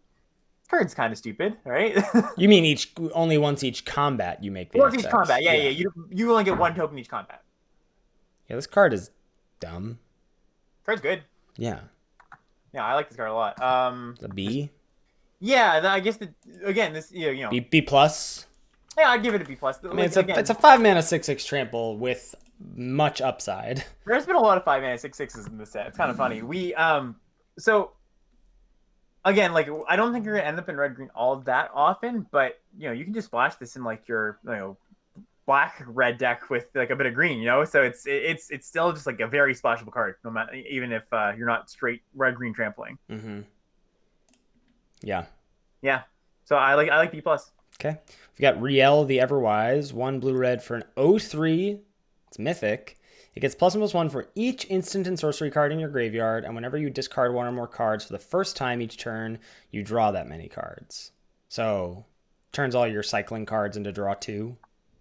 Powerful, right? I think that. So there's cycling. That's nuts. Cycling is. Yeah, it is kind of nuts. I think that's so. Just like turn on those like 1 colorless mana cyclers into draw 2. It's once per turn, right? You can't just like go off. Okay, my turn, then your turn. Yeah, my turn, your turn, my turn, your turn. Oh my god. So, I think like you're gonna have to like cycling is focused in white and red. You're gonna obviously splash this card in your white red deck. If you can't, yeah, this card's just busted. This is just another A, right? Like this card is insane. So it's not. I feels like it's not an A to me because it's not good in any point of the game. No, you can't just top. Well, I mean, even if you top deck this later, it's still gonna be like a 5/3, which is not the end of the world. That's true. All right, A-. I'm in. Yeah, I think same. I mean, holy crap, this card is wild. All right. Last ultimatum? Yeah, let's do this. So we've got Ruinous Ultimatum, red, white, black. Destroy all non-land permanents your opponents control. Yes. Yep. Yep. Okay, I mean, that's an A. That's an A. Yeah, again, if we're discounting move over, Dune Blast. Yeah, move over, Dune Blast, indeed. If we're discounting the fact that like we're worried about casting 7s and the mana might be a thing, like this is when you can cast this card, it's just an A. Yeah. Whew. Ooh, boy. Oh, baby. Skycat Sovereign is blue-white for a 1/1 flyer. It gets +1/+1 for each other creature you control with flying, and you can pay 2 white-blue to make a 1/1 white cat bird creature token with flying. Yeah, nice little engine card. It's not like absurd take over the game as soon as it comes down. It does require it's slow. Amount of mana. You get to see it coming. Yeah, for sure. It's just like solid value. I'm gonna give this like I don't know a B plus. Like if you have 1 or 2 other flyers, it's just a 2 mana 3/3 or 2 mana 2/2, and then this is also just such a good splash in like blue green ramp. Yeah, exactly. If in blue green deck, this is great. Yeah, I'm like B plus on this. Yeah, I like B plus on this one. Yeah. All right, next one we have Slither Wisp. So this is Blue, black, black for a 3/2 flash. Whenever you cast another spell that has flash, you draw a card, and each opponent loses a life. So it's kind of like a hippocamp, but again, kind of a little bit. This is like what's it a little called? bit nerf. This is just what was that? The one Dimir 3/2 flash surveil one. Whisper Agent. Yeah. Yeah, which was just this is just card. a 3-mana 3/2 with flash. I think. This feels like a constructed card. There's not that much in the set with flash. You're gonna draw a card off of it once in a while. Like if you draw a card, it's good, but it's not like Hippocamp where you're like, oh, I need to kill that thing, right? No, not at all. Yeah, I think this is like a fine. C-. I think. I mean, I think you have to give it at least a C. Why do I have to give it? It's hard to black, blue for a 3/2 with flash. I don't think you're taking this over. I think you're taking many commons over this. I'm going for sure. C-. Like pick one, pack one. Yeah, for sure. So just a quick look. Like, so there's like a flash turtle in blue, which I guess you're not super. Yeah. I want to do a quick run of the flash creep things because I think there's like a decent amount, but I'm gonna go. Descents is saying in chat 8 commons with flash. All right, that's not bad. Is this a Scryfall flash link here? So we've got. Yeah, that's not too bad. 1, 2. This is common and uncommon. There's 1 white, and then the rest are blue, black, or colorless. Yeah. Okay. I mean, I'm gonna give it a C. I think that that's fine. Yeah, it's nothing to get excited about. But. Sure. All right, so we've got Snapdax, Apex of the Hunt next. How stupid is this one? Yeah. This is one Mardu for 3/5, double strike. It has mutate for 2 Rakdos white. Whenever it mutates, it deals 4 damage to target creature, planeswalker, and opponent controls, and you gain 4 life. Jesus. I mean, the train does not stop, right? We just have bonkers. I mean, they're mythic. They're mythic, and there's like difficult to cast. I'm putting in quotes because like for sure. If you're drafting this set right, your mana should be good, I think. Yeah, for sure. I have no grievances with the fact that these cards exist. Mm-hmm. I like that powerful cards exist. But this is good. I mean, A+, like A+. A+. I can see this being the A+ one, right? Just because like its body is great. It's a 4 mana 3/5 double. Like that's absurd. And then like it kills things and gains you life. Yeah. I think this is an A+. This is insane. Yeah. Okay. Cool. All right. Yeah. Let's. What's next? So Song of Creation, 1 green, blue, red enchantment. You may play an additional land on each of your turns. Okay. Whenever you cast a spell, draw 2 cards. At the beginning of your end step, discard your hand. Yes, please. Busted, right? Yes, please. I saw. I think I saw. No, and it wasn't this card. It was the Whirlwind of Thought, the Jeskai one that someone on Twitter was poo-pooing. But yeah, this card, it was Ari. This card is insane. Yeah, this card is very, very good. I mean, I don't think there's too much to be said about it. It just draws you cards, lets you play additional lands. Yeah. You kind of have to temper yourself a bit, but probably not. You can just let loose and cast all the spells you want. Yeah, this is. What do you think? I don't know. I guess there's a lot of cards in this set where it's just like an enchantment that gives you value over the course of a few turns, right? And I don't know how. Like maybe there's enough haymakers that we can't afford to just like that. This card isn't like in the upper echelon of rares. You know what I mean? Like these kind of cards are just like, yeah, they're good, but you want to be playing to the board. I can see a world where that's true, but I'm not going to start any lower than like a B on this one. Me either. I'm going to go B+. I think this is great. That's and fine. Anyone talking about I'm worried about milling out with this card has never lost to decking in limited. Like it's good. Yeah, so every spell you cast draws you 2 cards. So you have to be a little worried. Like you can't cast this with like 10 cards left in your library, I guess, or something. But like, but otherwise, this card is just gonna win you the game so fast. Yeah, it's quite good. Yeah. Okay, next up we have. Oh, it's your turn. Go ahead. Oh, okay. So we got Titan's Nest, which is 1 green, black, blue for an enchantment. At the beginning of your upkeep, look at the top card of your library. You may put that card into your graveyard. You can exile a card from your graveyard to add colorless mana. Spend this mana only to cast a colored spell without X in its mana cost. So twice in a row now, Sultai has got the short end of the stick. I know. Rare enchantments, right? I know, like the one from Sultai Ascendancy was so bad, and so this one's bad. also very bad. Yeah, this card does not seem great for limited.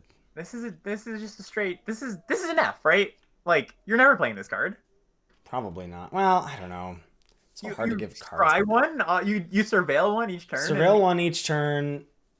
But like, yeah, what are you using the mana for? Yeah. No, never, yeah, all right, I'll go F. That's fine. Yeah, this is an F. Yeah. Okay, another right. Apex. Yeah, I think finally we've gone to one that's not purely busted. So this is blue, red, white for a 3/3 flying for a strike.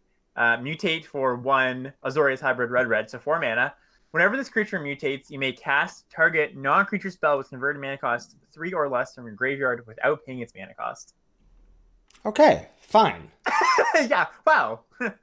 Yeah, it's fine. Yeah, this is a B? B plus? Yeah, it's like a solid B. I mean, I think the thing about it just being straight up Jeskai is like without like the cards that are like 2 and 3 colors, you're more likely to be able to cast on time. Yeah. This less so. Like if you're relying on tap lands or maybe even like one of the mana rocks, you're maybe not casting this on curve, which is fine because you could mutate onto something. Yeah, this is like a solid B. I mean, it could be B. It could be B plus. It could be B plus. Can we go back to the enchantment? People in the chat are saying it's not an F. Maybe we're missing something about it. At the beginning of your upkeep, look at the top card of your library. You may put that card into your graveyard. So it's Surveil 1 every upkeep. Yeah.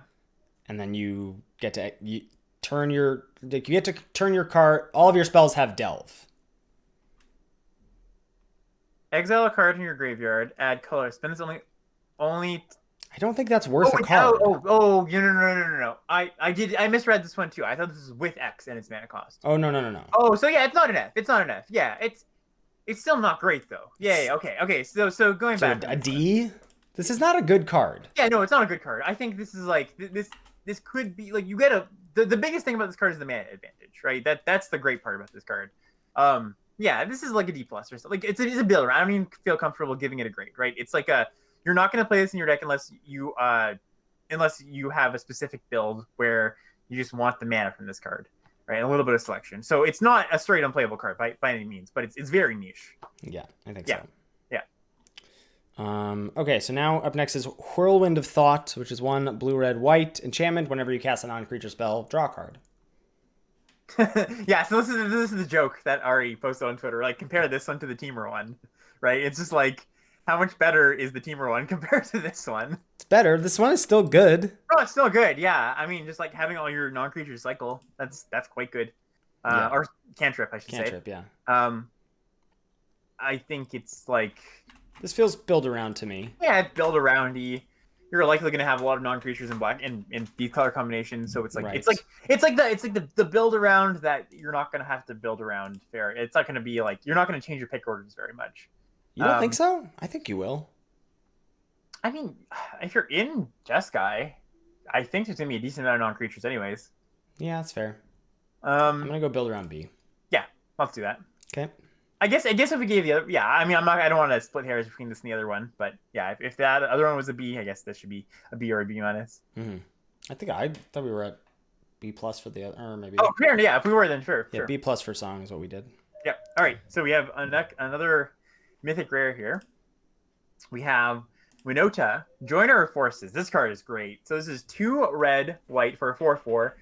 Whenever a non-human creature you control attacks, look at the top 6 cards of your library. You may put a human creature card from among them onto the battlefield tapped and attacking.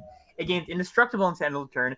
Put the rest of the cards in the bottom of your library in a random order. This triggers off of every non-human attacking, not just like once per turn, but everyone. Whoa. Yeah, and they get indestructible. This doesn't have to attack. So you get the effect the turn you play this. Yes. Yeesh. Yeesh has been called. Is this A status? This is A. Yeah, this has to be an A, right?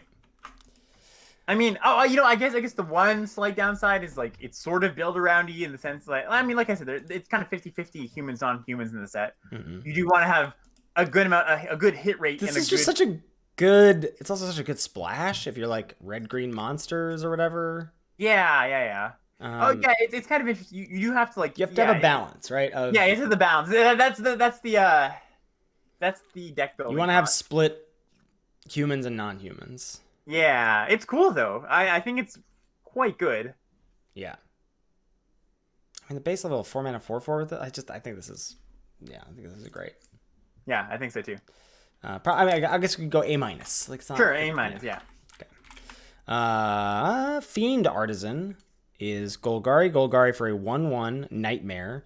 It gets +1/+1 for each creature card in your graveyard, and you can pay X and Golgari mana. Tap it, sack another creature, search your library for a creature card with CMC cost X or less, put it onto the battlefield, then shuffle your library. Holy cow. Yeah, it does a lot of things. Wait, you just get to... So it's like, it's Green Sun Zenith. It's Zenith. Mm-hmm. With sack a creature as initial cost. Card is very good. So... This gets better the more busted your deck is. Yeah, exactly. I mean, I'm more looking at the ability is good. Like the activated ability. The first ability is more excited for a 2 mana 1/1. Yeah, that's the real deal here. I think like it's kind of interesting because all these like the payoffs in green black seem to be rare and uncommon, and this is like a good payoff, just like a giant creature for 2 mana. Mm-hmm. Like it grows over the course of the game. Like it's kind of Tarmogoyf-ish, reminiscent. Also, just like, wow, this could just be a mono black, like a black white card or a black red card, right? Like this is so flexible in the draft. Like you're almost always playing this card. Yeah, I think this is like a B+. Yeah, this is a B+. This is very good. This format is crazy. I'm not smart enough to play this format. Somebody says in the comments. I mean, that's sort of how I'm feeling right now. Yeah, I know, me too. This is the Galaxy Brain format. Yeah. All right, so we have Garuda, Doom of Depth. So this is our first instance of Companion. This is really cool. Okay, yeah. So 4 Dimir hybrid, so 6 mana for 6/6. When Garuda enters the battlefield, each player puts the top 4 cards of their library into the graveyard. Put a creature card with even converted mana cost from among them onto the battlefield under your control. So you can only choose from the ones that you've milled, but you get 8 cards, so that's a lot. Then as Companion, your starting deck contains only cards with even converted mana cost. So I guess we should go over this just in case anybody isn't familiar with Companion. But basically, like, if you fulfill this deck building requirement, you get to put this card it starts in your sideboard and you can cast it at any time. It's just like a free card basically. Now you can only cast it once. It's not like a commander, right? Cast it once. As soon as it goes in the stack, it becomes a normal part of the game. But super powerful to have access to this card, just at any time out of thin air basically. Yeah. So you're never companioning this unlimited. I don't know. So I guess that's a big question, right? Like, on all these companions, like, which ones are you companioning? Which ones aren't you? This seems like too big of a restriction for your deck. I think so too. So yeah, one of my big questions going in is like, which ones are you companioning? Right. Which ones aren't you? And not just like which one is worth the payoff, but which one is like the deck building restriction, not restrictive, too restrictive. Like this one might fall under too restrictive. That being said, they made a really good point this week on, or maybe it was last week, on Limited Resources, where they said, this allows you to play 20 lands in your deck, right? Because you're always going to have this awesome 6-drop on 6. You want to make sure you hit your 6 lands, and that makes it so you don't have to play, you can only get 19 playables, right? And that makes it so it's easier to fulfill the deck building restriction. Now, that being said, you give up a lot of powerful cards likely. So, like, I don't know if that's worth it. It's going to vary draft to draft, but I don't think you're never companioning this. I think you need to like think long and hard. You're taking this out of most packs you see it in, I would imagine. Yes, I think this is a first pick out of basically every pack. But then I think you really need to understand the hits and power level that you're taking. Yes, for sure. If you're trying to companion this. Yeah, Cutlass Fury, I understand that you can just play it in your deck. That's what we're talking about. Like, it's a great card. You're playing it in any deck. The fact that it's Dimir hybrid mana also makes it better because it's very flexible. but like I don't know. I think I agree that this is better than the odd one because 2-drops are better than 1-drops, and 4 like probably 4 is going to be better than 3, etc. But I feel like it's going to be hard. I think you'll know, right? You'll know in the draft. Like after you're not going to be like, it's not like you're locked into this in the draft, and that's the great part of these, right? You're not like, I have to take this even mana cost card, even though this odd mana cost card is great, right? Like, but it's nice to have the option at the end of the draft to be like, all right, like I'm going to give up this 5-drop and these 3-drops, right? And I'm always going to have Garuda. I think this. I don't want to overstate this because this has been said a lot, but you're saying you give up a lot of power for not playing those 3s and 5s, and that's very true. But there's so much power for always having this on 6, right? If you hit your land drops. Yeah, that's fair. That's a lot of power. So there's trade-offs, and I don't know. We're gonna have to play the set to decide to see like where that lies, like where that power trade-off is. But I'm not writing this one off. All right, maybe you're gonna companion this a lot more than I think you are. Yes, I mean, I think this is like an A-. Yeah, I think A-, like, just somebody pointed out in chat, and just for anybody who this isn't apparent to, you can just play these cards in your deck. You don't have to have these in your companion, right? So that's great. Yeah. All right. Next up, we've got Gigantha, the Wellsprings. Is 4 and a Gruul hybrid for a 5/5. You can tap it to add Wooburg. It can only be spent to... This mana can't be spent to pay generic mana costs. And the companion clause is no card in your starting deck has more than one of the same mana symbol in its mana cost. I think this is one of the more free rolly ones that there, aside from like the hybrid uncommons, there's not that many double costed cards. This one's gonna make your companion a decent percentage of the time. I'd say like 50%, maybe upwards of that. Yeah. So this just means you can't have like a 3 GG card in your deck, exactly. Right? You can have gold cards. That's totally fine. Just can't have like you can't have any of these Bonder, like anything with double hybrid. Yeah, it is funny like looking at this picture, just like there's no double cost. There's not that many double costed cards in the set. Like this entire screen is just full of the hybrid cards. Wait, you can't have colorless cards? Is that true?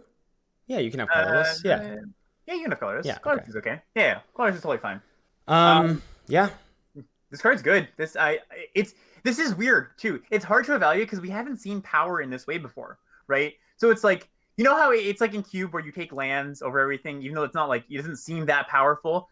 I think these are in that similar space, right? Where like 5-mana 5/5 doesn't seem that powerful, but you're gonna take this super early. I think this is gonna be a first pick out of a lot of packs. Yeah, so like B+. Yeah, I'm gonna go B+ on this one. Okay. All right, so we got Kahira, the Orphan Guard. This is 1 Selesnya for a 3/2. Vigilance. Each other creature you control that's a cat, elemental, nightmare, dinosaur, or beast gets +1/+1 and has Vigilance. Cool. Yeah. Companion. Each creature card in your deck is a cat, elemental, nightmare, dinosaur, or beast. So worth noting on this one, in this set, the hallmark creature types of each color are these cards. So there's a lot of these type of cards in the set: cats, elementals, nightmares, dinosaurs, beasts. Right? Okay. It's like this one is another one that's not going to be that hard to fulfill, and not give up that much power. And it's very good when you are able to cast it out as your companion.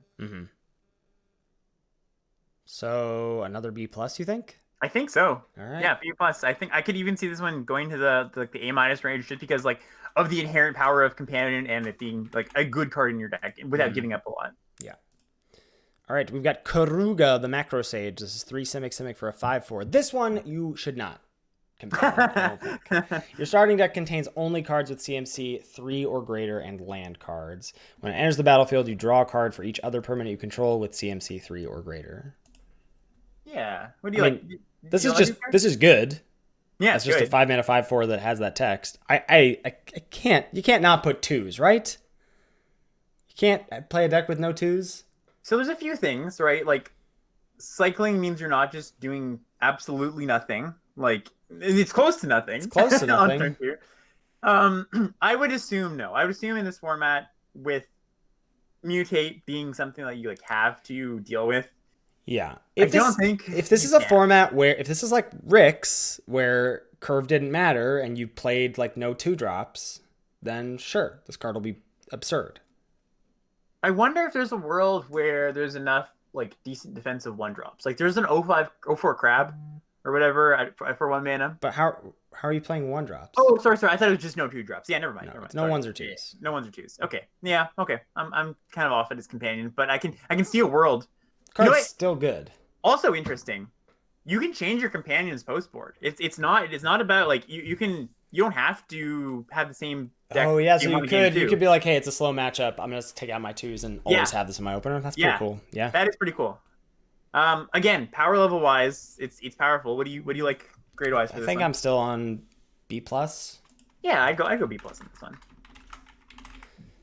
Okay, so let's see. We have Loris of the Dream Den. These cards are so hard to evaluate. Yeah. One Orzhov. Yes, you can only have one companion. That's also true. Yes. This is I'm going to be the destroyer of formats in constructed. So this is lifelink. During each of your turns, you may cast 1 permanent spell with converted mana cost 2 or less from your graveyard, and it's a 3/2. So this one is not good, right? I mean, it's a fine card on its own, but it's not. You're not going to companion this one. Oh wait, you can't side into companions. You can only side out of them. It says your starting deck. Your starting deck. Oh, that's contains, No, wait. Yeah. You can side in. That's true. You can side into companions. Yeah. Yeah, you can. Yeah. It would. I can see how that would. It would like the wording may seem like that's true. Mm-hmm. Yeah, starting deck just means the beginning of each game. It just means it's okay. It's weird wording. Yeah. Great. So this one, okay. So Loris is fine, right? Yes. This is just you're just gonna play this. Yeah, you're gonna play this in your deck, right? And you're never gonna companion this. Yeah, you're never companion this. Just wait. I would be surprised if you had enough playables to companion this. Yeah. So Luros is a B-. Yeah, I give this a B-. It's powerful when you draw it. It's like casting your 2-drop out of your grave on turn 5, go 3, cast a 2. That's good. That's good. Good on turn 3, good on turn 10. Yeah. Yep.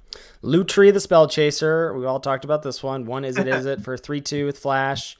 When it ETBs, you make if you cast it, you copy target instant sorcery spell you control. You can choose new targets for the copy. And the companion text is you're playing limited. Each non-land card in your starting deck has a different name. Aren't you glad this isn't going to ruin your weekly Commander night, Ethan? I am glad about that. Well, it's been banned, right? Yeah, it's been banned. Yeah. This card is great. I mean, closer to a free roll. Close to a free roll. But again, it's going to be interesting to see, like, you have 3 copies of the 2-mana deal 2 burn spell. Oh, sorry, 2-mana deal 3 burn spell. Like, do you give up 2 of those for this? That's kind of interesting, at least, right? Right, but then you probably don't. No, you probably don't. But then you still have you can still put this card in your deck and it's still going to be good. Yeah, it's great. It's great. I think like there's going to be a lot of talks in the Discord like, hey, is this deck worth having this cutting? Commander? Yeah. And it's gonna be a super interesting conversation, I think. I think if it's like, it depends, like, if you've got, it depends how many multiples, but if like you're only giving up on 1 duplicate removal spell, I think the upside of having an 8-card starting hand is higher. I agree with what J-Maz is saying in the chat, that I think that this one's cost is a bit higher. Like, I think multiple copies of commons and uncommons are quite good. So I think it's not just a free roll, right? There's going to be a cost to this one, but it's easier to fulfill than a lot of the other ones. Yeah. Yeah. So B+, A-? What are you doing here? I like a B on this one. I don't think it's like I'm going to go B+. No, I agree. Yeah, let's do B+ just because companion is very powerful. Obosh, the Prey Piercer. What's this? All right, so this one is a weird looking one. This is 3 Rakdos. If a source you control with odd converted mana costs would deal damage to a permanent or player, it deals double that damage to that permanent or player. It's a 3/5, and the companion restriction is your starting deck contains only cards with odd converted mana costs and land cards. Meh. Yeah. I mean, I haven't looked at all the commons or whatever, but like off the top of my head, I'm like, well, there's the 2-mana red spell that deals 3, and then there's the 4-mana black destroy. Like, those are going to be cards if you're in these colors, those are cards you're going to want to have and play. Like, this is just a very good card. Yeah, in your deck. It's right? fine. It's a 5-mana 3/5 that has some like weird niche stuff happening. Well, it's a 5-mana 6/5. If a source you control is an odd. Oh, I see. So this is a 6/5. Yeah, this is 6/5. Oh, okay, so it's not just spells. It is just a source. Yeah, source. So that's Okay, cool. so this is fine. Your creatures, yeah, like anthems, your 3-drops too. Yeah, this is like totally fine. This is like a B, right? B minus maybe. B minus. B minus, yeah. Okay. Yeah, it's a hybrid also, like right. Super flexible. So. Wow, we're almost through the gold. Then it's all easy going. Umari the Collector is 2 Golgari for a 4/5. As at ETBs, you choose a card type. Spells you cast of the chosen type cost 1 less. And its companion clause is each non-land card in your starting deck shares a card type. This one you're never doing, right? Never. You're just like, there's no way you're playing 23 creatures and giving up all your non-creatures, right? I don't think... Like, there was... Before all the cards came out, I could see a world where it's like there's enough spell effects on mutate cards where it's worth it, but I don't think that's the world we live in. It's a 4-mana 4/5 that lets you go... What does it let you do? It lets you go, like, 4-drop, 3-drop on turn 5. Yeah, the payoff isn't even that great, right? That is good. It's good, but it's not like I need to build my deck around it. No, this is like a C plus B minus. Yeah, so yeah, in your deck it's like a C plus, right? Yeah. Okay, so this next one, Yorion, Sky Nomad. So this is 3 Azorius for a 4/5 flyer. When Yorion enters the battlefield, exile any number of other non-land permanents you own and control. Return those cards to the battlefield at the beginning of the next end step. So like blinks any number of things that you'd like. And the companion cost is your starting deck contains at least 20 cards more than the minimum deck size. Hell yes. This one's cool. I think... Yes. This one's hard for me to evaluate if you're going to be playing this as companion or not. Because it's hard to quantify how much you're giving up for this one. And how much you're gaining. All I'm seeing is upside here. Like I hear what you're saying. You never want to build 60 card decks, but like you just always have this in your opener. Well, that's the thing. Like I don't even think it's like you never want to build 60 cards decks if this is always in your opener, right? Like right, you do. That's what. That's the thing. Like the argument is that you can draw your good cards more often, but like yeah, you draw this card more. Yeah, you draw this card 100% of the time. Yeah, exactly. So I don't. Again, this is going to be another one where it's very unclear until you see in the context of your draft if you should play this card or not, right? If you're like 24th to 29th cards are just bad, you're not going to play it, right? But if they're reasonable and blue-white is pretty open, or like whatever, it doesn't have to be blue-white, just your colors. Right. So that's what I think the key to this card is that this is a 5-color good stuff card. Interesting. Yeah, that's not like, I mean, fine, you're in Azorius, you're going to play a 5-mana 4/5 flyer, obviously. Yeah. But if you want this to be your companion, you're playing this in a deck where you're just like, I'm taking good fixing, like probably maybe in a base green deck where like you're like, I'm just going to take good fixing, I'm going to take those mana rocks, and I'm just going to be able to cast. Get to take the best card out of every pack. Yeah, that's pretty interesting. I'm really excited. I think this card is great. That's something I wouldn't have come to if it weren't for looking at it through the Ethan lens. So, yeah, I like this card. We want to give this. I mean, just on its own, like it's a just on its own, it's a B plus. Like, yeah, I mean, maybe not a B plus. It's like it's a hybrid 4/5 flyer for 5. Yeah, I guess hybrid does that has relevant text, even if it's not your companion. Let's give this one B plus. I'm taking a stand. This is A minus. This is my favorite. this is a beautiful magic card here. All right, let's see it. Okay, last gold card here. It is Zerda the Dawnwaker, 1 Boros for a 3/3. Abilities you activate that aren't mana abilities cost 2 less to activate. Can't reduce the mana in that cost to less than 1. You can pay 1 tap. Target creature can't block this turn, and the companion cost is each permanent card in your starting deck has an activated ability. So that's going to be tough. That's cycling included. Cycling is an activated ability. Okay.